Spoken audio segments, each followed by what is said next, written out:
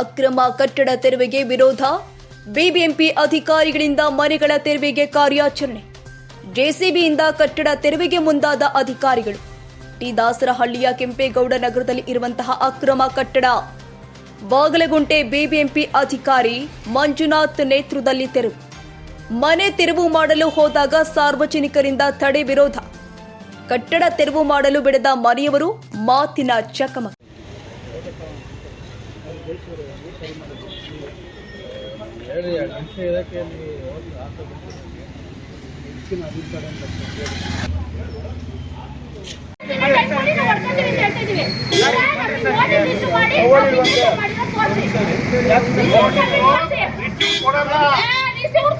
ಯಾವನ್ನು demolition ಮಾಡಕ್ಕಾಗಲ್ಲ.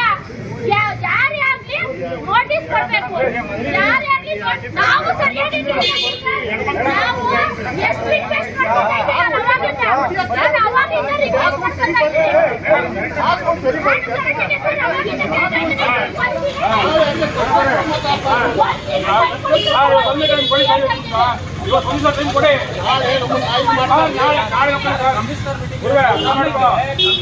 ಸಾರ್ವಜನಿಕ time ಕೊಡ್ರಿ. ಅಷ್ಟೇ ಬೆಳೆಸಿದ್ರಲ್ಲ ಒಂದಿನ ಟೈಮ್ ಕೊಡಿ. ನೋಡಿ ಕೊಡಿ. ನೀವು ಒಬ್ಬರ ನೀವು ಹೊಟ್ಬಿಡಿ ಕೊಟ್ಟು ಬಿಡ್ರಿ. ಆಗುತ್ತದೆ ಅವ್ರಿಗೆ ನೋಡಿ ಬೇಡ ಹೋಗಿ ಒಂದಿನ ಟೈಮ್ ಕೊಡಿ.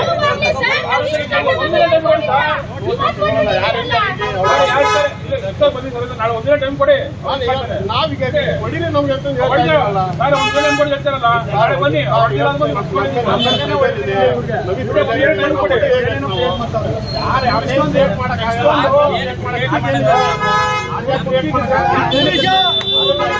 ಏನೇನು ಮಾತಾಡ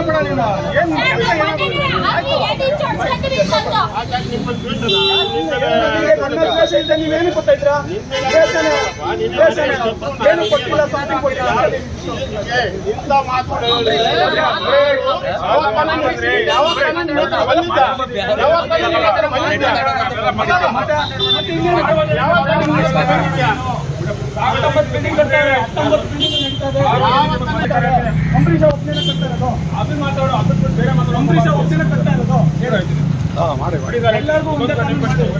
ಎಲ್ಲರೂ ಎ ಟು ಜೆಡ್ ಹೋಗ್ಯ.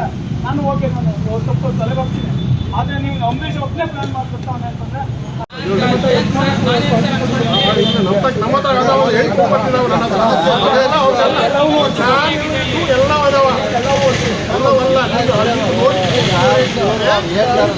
ನಾವು ಮಾಡ್ಬೇಕಾಗಿತ್ತು. ಯಾಕೆ 3 ನೋಟಿಸ್ ಕೊಟ್ಟಿಲ್ಲ? ಮಂಜುನಾಥ್ ಬರಪ್ಪ. 248 1 2 3 ಕೊಟ್ಟಿದ್ರೆ ಇಲ್ಲ. ಮತ್ತೆ ಕೊಟ್ಟಿದ್ದೀರಾ?